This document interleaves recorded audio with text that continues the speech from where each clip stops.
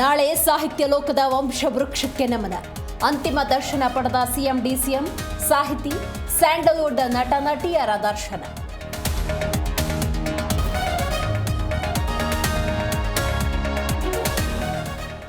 ನಾಳೆ ಮೈಸೂರಿನಲ್ಲಿ ಅಕ್ಷರ ಬ್ರಹ್ಮನಿಗೆ ವಿದಾಯ. ಕುವೆಂಪು ನಗರದ ನಿವಾಸದ ಬಳಿ ಅಂತಿಮ ದರ್ಶನ, ಬ್ರಾಹ್ಮಣ ಸಂಪ್ರದಾಯದಂತೆ ವಿಧಿವಿಧಾನ.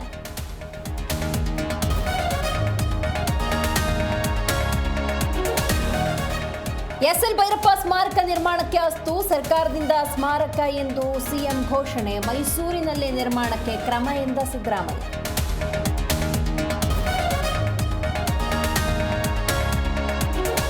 ರೇಣುಕಾಸ್ವಾಮಿ ಹತ್ಯೆ ಪ್ರಕರಣ, ಕೆಲವೇ ಕ್ಷಣಗಳಲ್ಲಿ ಆರೋಪಿಗಳು ಕೋರ್ಟ್ಗೆ ಹಾಜರು. ದರ್ಶನ್, ಹಾಸಿಗೆ, ದಿಂಬಿಗೂ ಹಿಂದೆ ಆದೇಶ ಸಂಭವ.